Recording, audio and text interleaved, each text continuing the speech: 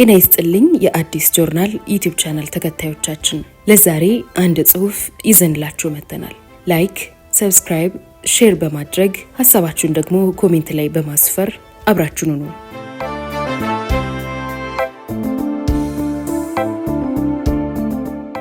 ተራሮችን ያንቀጠቀጠ ትውልድ፣ የኢሃፓ የመጨረሻዎቹ ቀናት በሳህሉ ኪዳኔ ክፍል 3።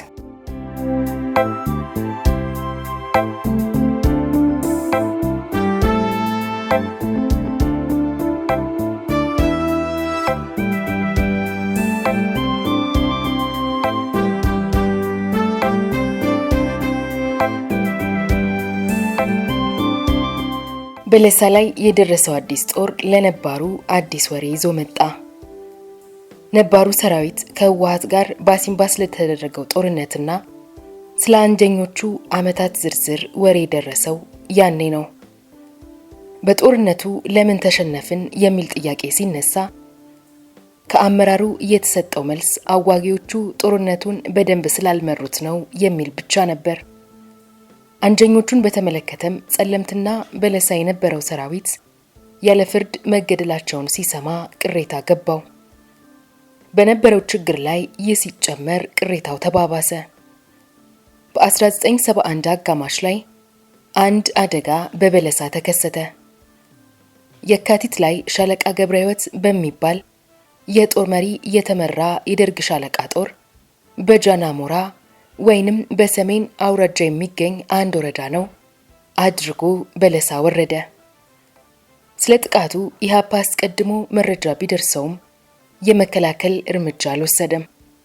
ሻለቃው በሰሜን በደባርቅ በኩል ሲገባ አመራሩ ያሉትን ኃይሎች ወደ ደብረ ታቦር አካባቢ በተናቸው። ሻለቃ ገብረ ሕይወት ያለ እንቅፋት ስተት ብሎ ገባ። ይህ ሲሆን በወገራ አውራጃ የሚገኘው የችንፋዝና በጋል አርሶ አደር ከኢሃፓ ጋር ሆኖ ጦሩን ሊወጋ በራሱ አነሳሽነት ታጥቆ የኢሃፓ ሰራዊት ወደ ነበረበት መጣ። ነገር ግን ለጊዜው አታስፈልገንም ተብሎ ወደ መጣበት እንዲመለስ ተደረገ።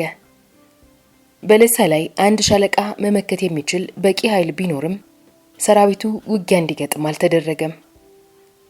ቢያንስ በሽምቅ ውጊያ ታክቲክ ጦሩን እየተነኮሱ ማበሳጨትና ኃይሉን ማዳከም እርምጃውን መክታት ይቻላል የሚል ሐሳብ ቢቀርብም አመራሩ አልተቀበለውም። የሻለቃው ጦር ያለ ተቀናቃኝ ገብቶ ራሱ ሽምቅ ተዋጊ ሆኖ በለሳን አተራመሰው። የፓርቲውን ደጋፊዎች ገድሎ የገበሬውን ጠመንጃ ገፎ ሴቶችን ደፍሮ ከብቱን ዘርፎ የ3-4 ዓመት ግብር በአንድና በሁለት ሳምንት አስከፍሎ ወጣ። ይህን አድርጎ ከበለሳ ለቆ ሲወጣ ችንፋዝና በገላን ያለ ርህራሄ ያቃጠለው፣ መንደሩን ሀብት ንብረቱን አውድሞ ምድረ በዳ አደረገው። ኢሃፓን ለመርዳት የተነሳ ህዝብ በመሆኑ ነበር የበቀል እርምጃ የተወሰደበት።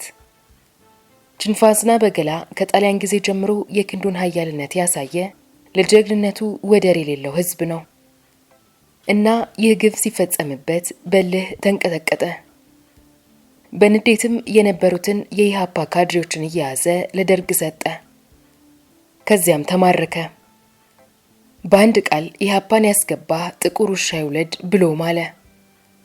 ኢሃፓን አድነኝ ጠብቀኝ ያለ ሳይሆን ከጎንህ ቆሜ ልዋጋ ያለ ህዝብ ነበርና ተቆጣ። የሻለቃው ጦር ያጠፋውን አጥፍቶ የያዘውን ይዞ ከወጣ በኋላ ኢሃፓ የችንፋዝና በገላ ህዝብ በካድሬዎቹ ላይ በወሰደው እርምጃ ተበሳጭቶ ጦር ላከበት። በደርግ በትር ክፉኛ የተጎዳው ገበሬ አሁን ደግሞ የኢሃፓ ጦር ዘመተበት። ሰራዊቱ ችንፋዝናን አጥቅቶ በሁለቱ መካከል ከሌሊቱ 11 ሰዓት እስከ ምሽቱ 1 ሰዓት የዘለቀ ከባድ ጦርነት ተደረገ። በመጨረሻ ኢሃፓ መሪ ናቸው ያላቸውን ገበሬዎች ይዞ አሰረ። የተቀረው እያመለጠ ወደ ደርግ ገባ።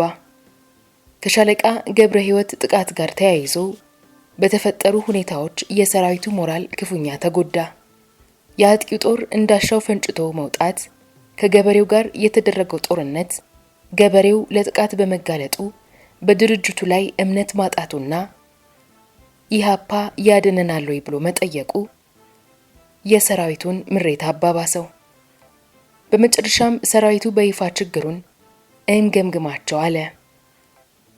አመራሩ ግን የግምገማ መድረክ ለመክፈት ፈቃደኛ ሳይሆን ቀረ።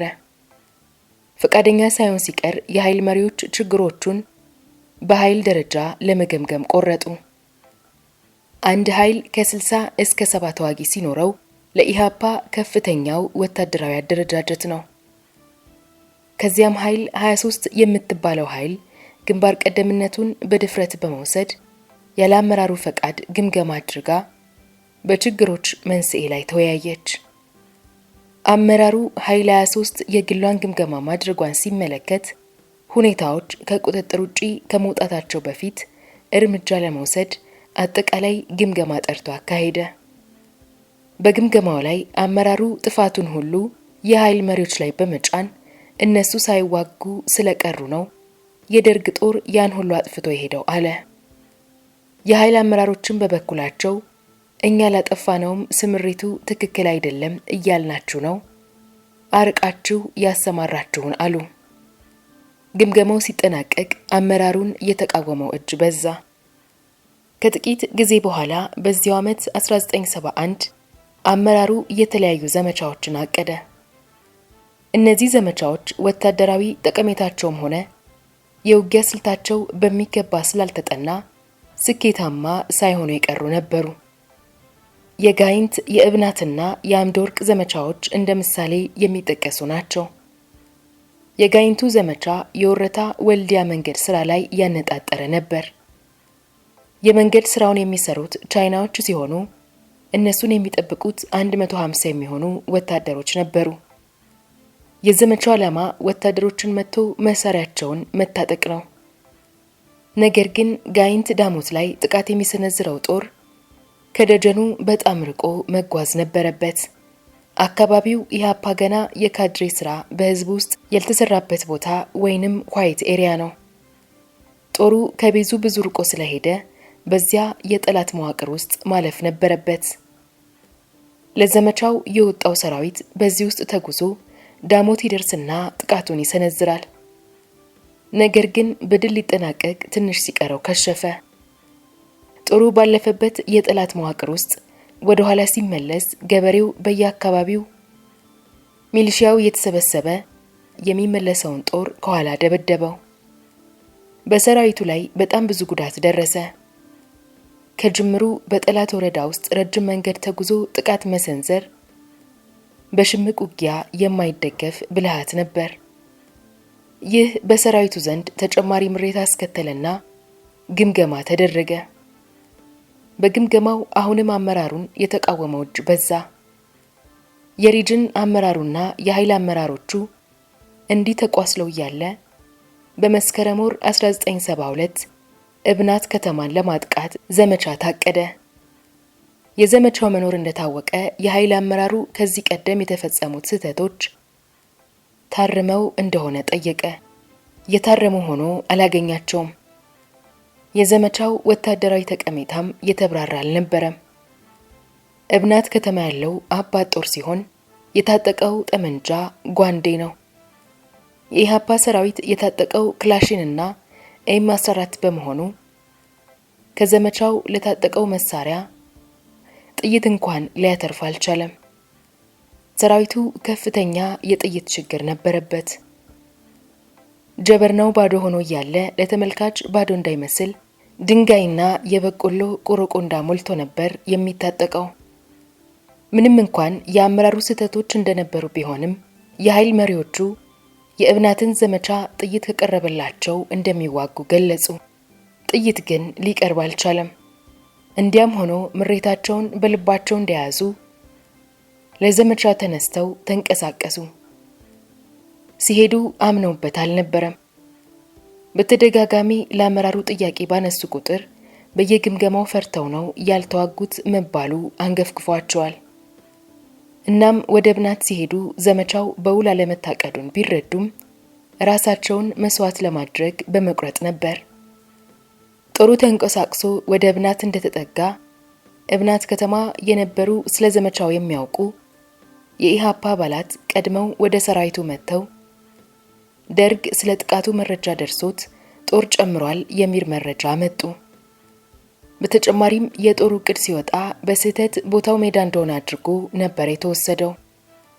ይህ ሲሆን አመራሩ ዘመቻውን ለመቀጠል መወሰን ተቸገረ። የኃይል አመራሩን ሰብስበው ትዋጋላችሁ ወይ አሏቸው። ተዋጉ ካላችሁ እንዋጋለን አሉ። አመራሩ በሚወስደው እርምጃ መተማመን አልችል ሲል ለወታደራዊ አሰራር እንግዳ በሆነ መልኩ ዘመቻውን ለመቀጠል በድምጽ ብልጫ እንወስን አለ። የኃይል መሪዎቹ ግን ለምን ድምጽ እንሰጣለን? እናንተ ወስኑ፣ እኛ ተዋጉ ካላችሁ እንዋጋለን በማለት ተከራከሩ። አመራሩ በበኩሉ ድምጽ መስጠቱ ስለተፈለገው አንድ አይነት መግባባት ላይ እንድንደርስ ብቻ ነው ይልና በመጨረሻ ድምጽ መስጠቱ ተካሄደ። ድምጽ ሲሰጥ ዘመቻው ይሰረዝ የሚለው ክፍል በልጦ ተገኘና ዘመቻው ቀርቶ ሰራዊቱ ወደ ኋላ ተመለሰ። ይህ እንደሆነ ወዲያው አመራሩ ታጋዩን ሰበሰበና እኛ እብናትን እንምታ ብለን ተንቀሳቅሰን ሳለ ኃይል መሪዎች አንዋጋም ብለው ዘመቻው ተሰረዘ ብሎ ከሰሰ። አንዳንድ የሰራዊቱ አመራሮችም እኛ ታጋዮች ስንቅ በሄሊኮፕተር በገኛ በአጋሰስ ሞልቶ ካልቀረበ አንዋጋም ባዮች፣ ከቀይ ጦር ወኔ የአባት ጦር ጓንዴ ይበልጥ ዘፋኞች፣ እንዳባባሉማ የአህያም ባል ነው፣ አቅፈውት ሲተኙ ለደረት ይሞቃል፣ ግና የክፉን ቀን የጅብ ቅኝት ሲቀኝ በፍርሃት በርግጎ ደንብሮ ይሮጣል በማለት ታጋዩን እስከ ማንኳሰስም ደርሰው ነበር። የኃይል መሪዎቹ ታጋዩ እውነቱን ከስረ መሰረቱ እንዲያውቅ ካልተደረገ ቀጥሎ የሚመጣባቸውን መዘዝና ውንጀላ በመገንዘብ የሆነውን ሁሉ አሳወቁ። የተሰበሰበው ታጋይ ከሁለቱም ወገን የተለያየ ነገር በመስማቱ ግራ ሲጋባ ጉዳዩ ላይ በግልጽና በስፋት መወያየት እንዲቻል የመነጋገሪያ መድረክ እንዲጠራ ጠየቀ። ከዚህ በፊት ቅራኔዎችና አለመግባባቶች ሲፈጠሩ የኃይል አመራሩ ብቻውን ሆኖ ግፋቢል አንዳንድ ጠንካራ የጋንታ መሪዎችን ጨምሮ አመራሩ ላይ ስላለው ተቃውሞ ይነጋገር ነበር እንጂ ለታጋዩ ከአመራሩ ጋር ልዩነት እንዳላቸው ነግሮ አያውቅም። አሁን ግን የሪጅን አመራሩ የኃይል አመራሩን ለማውገዝና ወንጀለኛ ለማድረግ በሙሉ ኃይሉ መንቀሳቀስ መጀመሩን ሲያውቁ እነሱም አመራሩን ሙሉ በሙሉ ከሰራዊቱ ለመነጠልና ለማጋለጥ መዘጋጀት ጀመሩ። ይህ ዝግጅት እየተደረገ እንዳለ በመሃል መስከረም 14 1972 በለሳ ከነበሩት ኃይሎች ውስጥ ኃይል 67 ቀድሞ የነበረውን አሰራርና ማዕከላዊነት በመጣስ እርምጃ አመራሩ ላይ ተቋሞ የሚሰነዝር የእርማት እንቅስቃሴ ይደረግ የሚል ጽሑፍ በተናጠል አውጥታ በቀጥታ አሰራጨች። ይህ ያልተለመደ ድፍረት የተመላበት እርምጃ ከዚህ በፊት ኃይል 23 ከአመራሩ ፈቃድ ውጪ የግሏን ግምገማ ካደረገችው አንድ ደረጃ ከፍ ያለ ያመጽ እርምጃ ነበር። ጽሑፎችን ማሰራጨትን በተመለከተ ቀደም ብሎ በነበረውና በተለመደው አሰራር ኃይሎች ጽሑፍ በሚያወጡበት ጊዜ መጀመሪያ ረቂቁን ለአመራሩ ይልኩና አመራሩ ካጸደቀው በኋላ ነበር ለሰራዊቱ የሚበተነው። ኃይል 67 ያደረገችው ግን ጽሑፉን ለአመራር ለበለሳ ሪጅን ፓርቲ ኮሚቴ እንዲያውቁት ብቻ በግልባጭ ከላከች በኋላ ለኃይል መሪዎች በቀጥታ ነበር ያሰራጨችው።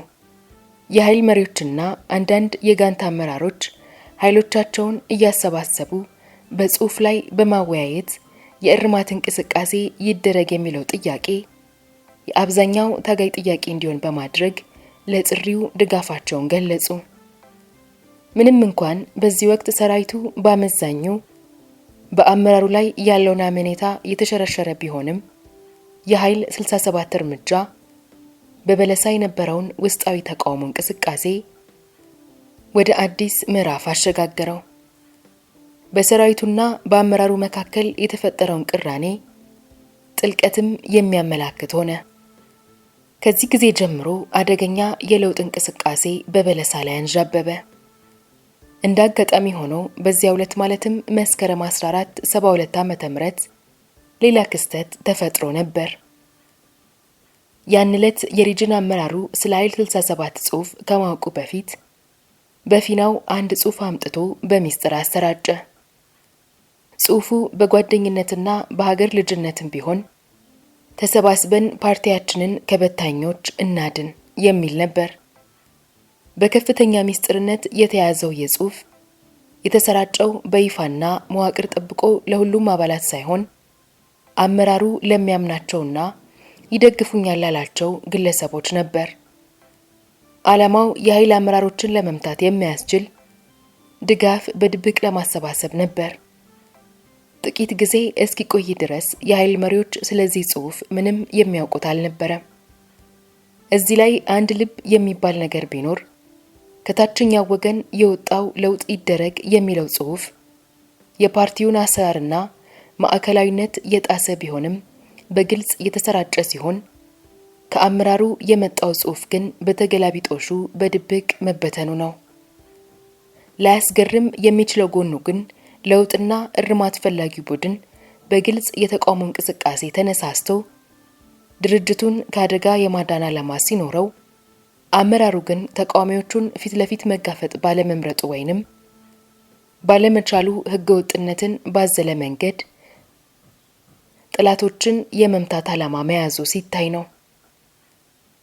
ከዚህ ዓላማ አንጻር ሲታይ የአመራሩ አካሄድ ትክክል የሚሆን አይሆን በእቡህ መሆን ነበረበት። ከዚህ ላይ አንድ ሊጠየቅ የሚችል ነገር አለ። በጎንደር ካሉት 4 ሪጅኖች ውስጥ በአንዱ እንዲህ ያለ ችግር ሲፈጠር ዋናው አመራር የማዕከላዊ ኮሚቴው ለምን ችግሩን እንዲያውቅና ፈጣን መፍትሄ እንዲሰጥ አልተደረገም? በጎንደር ያለው ኢህአፓ ሰራዊት ከፍተኛ የሆነ የግንኙነት ኮሚኒኬሽን ችግር ነበረበት። ማዕከላዊ ኮሚቴው የተቀመጠው አርማጭሆ ሱዳን ድንበር ነው። በለሳና አርማጭሆ ብዙ ይራራቃሉ። ጉዞውም በእግር ነው። በዚህ ላይ በጠላት ቀጠናዎች ውስጥ ማለፍን ይጠይቃል። መረጃዎች በጣም እየዘገዩ ካንዱ ግንባር ወደ ሌላው ግንባር የሚደርሱት ይህ የግንኙነት ችግር በአጠቃላይ መልኩ ብዙ ችግሮችን የፈጠረ ነበር። ለዚህ አንድ ጥሩ የሚሆን ምሳሌ አለ። ወሎና ትግራይ የነበረው የኢህአፓ መዋቅር በደርግ ከተመታ በኋላ መዋቅሩን መልሶ የሚዘረጋ ትግራይ ወሎ አቀናባሪ ኮሚቴ የሚል ተቋቁሞ ነበር። ይህ ኮሚቴ ህወሓት ሰቆጣ ከተማን ለመምታት እቅድ እንዳለው መረጃ ያገኛል። ሰቆጣ ብዙ የኢህአፓ እስረኞች ያሉበትና የደርግ መሳሪያም የሚገኝበት በመሆኑ ከህወሓት ቀድሞ ኢህአፓ ሰቆጣን ቢመታ እስረኞቹን በማስፈታትና መሳሪያ በመዝረፍ ብዙ ጥቅም እንደሚገኝበት አቀነባባሪ ኮሚቴው አመነ። ለወታደራዊ እርምጃው ሰራዊት እንዲንቀሳቀስ ማዕከላዊ ኮሚቴው መመሪያ እንዲሰጥ መልእክት ወደ አርማጭሆ ላከ። ይህ የሚሆነው ሐምሌ ወር ላይ ነው። ከአርማጭሆ ጥር ወር ላይ መልስ መጣ። በአሁን ሁኔታ ሰቆጣን መምታት አይቻልም የሚል። መልሱ በደረሰበት ወቅት ግን ህወሓት 3 ወር ቀደም ብሎ ጥቅምት ላይ ሰቆጣን መቷል። የኮሚኒኬሽን ችግሩ እንዲህ የከፋ ነበር። በበለሳ አመራሩና ተቃዋሚው አንዱ ሌላውን ለማጋለጥና ወንጀለኛ ለማድረግ የአይጥና ድመት ድብብቆሽ እየተጫወቱ እያሉ ከእብናት ዘመቻ መክሸፍ በኋላ ሰራዊቱ ይጠራ ያለው አጠቃላይ የግምገማ መድረክ መስከረም 23 1972 ተጠራ። እዚህ ላይ አመራሩ አንድ ብልሃት ፈጠረ። በለሳ 4 ኃይሎች ነበሩ። ለግምገማው አመራሩ ባወጣው ዕቅድ መሰረት 4ቱ ኃይሎች ለ2 ተከፍለው 2ቱ አንዴ 2ቱ ደግሞ የመጀመሪያው ግምገማ ካለቀ በኋላ ሴሚናር እንዲጠሩ ወሰነ። የኃይል መሪዎቹ መከፋፈሉ አንድነታቸውንና ጥንካሬያቸውን እንደሚያሳጣቸው በማወቅ ሁላችንንም አንድ ላይ ሰብስቡን አሉ። አመራሩ ግን ለደህንነትና ለጥበቃ የማያመች በመሆኑ አይሆንም አለ። ከዚህ ሌላ ከግምገማው በፊት አመራሩ አንድ ያከናወነው ተግባር ነበር። በተዋጊነት በኃይሎች ውስጥ ከተመደበው ሰራዊት ውጪ ክፍልታት የሚባሉ ድጋፍ ሰጪ ክፍሎች አሉ። እነዚህ በሕክምና በትጥቅና ስንቅ በፕሮፓጋንዳ ስራ ውስጥ የተሰማሩ ናቸው። አመራሩ ከነዚህ ክፍሎች ድጋፍ እንዲሰጡት የቅስቀሳ ስራ ሰራ። በክፍታት ውስጥ ይመደቡ ከነበሩት የአመራሩ አመኔታ ያላቸውና አልፎ ተርፎም እንደ ውለታ በውጊያ ተግባር እንዳይሰማሩ የተደረጉ ሰዎች በብዛት ይገኛሉ። አመራሩ የነዚህን ድጋፍ በቀላሉ እንደሚያገኝ ይታወቃል። በግምገማው ተሸናፊ ላለመሆን የተወሰደው ብርቱ ጥንቃቄና ቅድመ ዝግጅት በዚህ ብቻ አላበቃም። ክፍታቱ በሙሉ ልብ ከጎኑ እንደሚቆም ስለተማመነም በመጀመሪያ ግምገማ ላይ የሚካፈሉት የክፍታት አባላት በሁለተኛ ግምገማ ላይም እንዲካፈሉ ወሰነ። የለውጥ ፈላጊ ክፍሎች በዚህ ግምገማ ላይ የነበረባቸው ሌላ ጫና ካሉት 4 ኃይሎች የአንደኛው ኃይል አመራር በከፊል ኃይል 300 የሪጅን አመራሩ ደጋፊዎች መሆናቸው ነው። ይህ ግን ብዙም ትርጉም አልነበረውም። በኃይሏ ውስጥ ያለው ሰራዊት በአቋሙ ከሌሎች 3 ኃይሎች ጎን ነበር። እንዲህ ሆኖ የመጀመሪያው ክፍል የግምገማ ሴሚናር ከኃይል 23 እና ከ110 ጋር መስከረም 23 72 ዞዛምባ ዋላ ኢየሱስ በምትባል ቦታ ላይ ተከፈተ። ኃይል 23 እና 110 የንቅናቄው ጠንካራ መሪዎች የሚገኙባቸው ነበሩ። ሴሚናሩ እንደተጀመረ አመራሩ በሰራዊቱ አንዳንድ አባላት ላይ የታዩ የዲሲፕሊን ጉድለቶችን አቀረበ። ጉድለቶቹ በተስፋ መቁረጥ የመጡ መጠጣትን የመሳሰሉ ችግሮች ነበሩ። በዋነኝነት የቀረበው ግን ህጋዊ ባልሆነ መንገድ የተሰራጨውና የእርማት እንቅስቃሴ ይደረግ የሚለው ጽሑፍ ጉዳይ ነበር። አመራሩ በፓርቲያችን ውስጥ ህጋዊ ያልሆኑ ጽሑፎችን እየተሰራጨ ነው፣ ፓርቲያችንን ሊያጠፉ የተነሱ ወንጀኞች ተፈጥሯል የሚል ክስ አቀረበ።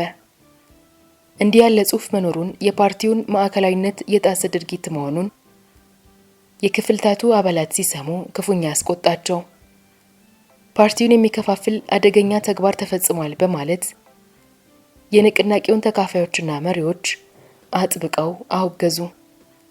ሴሚናሩ በንቅናቄውና መሪዎች ላይ ከፍተኛ ተቃውሞ ካሰማ በኋላ በፓርቲው ውስጥ አንጀኞች ተፈጥሯል ሲል ደመደመ። ሴሚናሩ መስከረም 25 72 ሲጠናቀቅ የንቅናቄው መሪዎች መታሰር አለባቸው የሚል ውሳኔ ያሳለፈና መሪ ሚና የነበራቸው 4 ሰዎች ታሰሩ።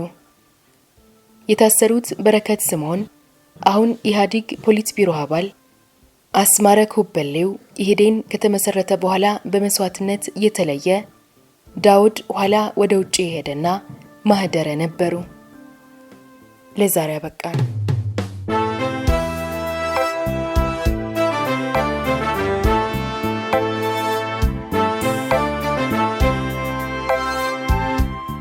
የዛሬ ታሪካችን እንዴት ነበር?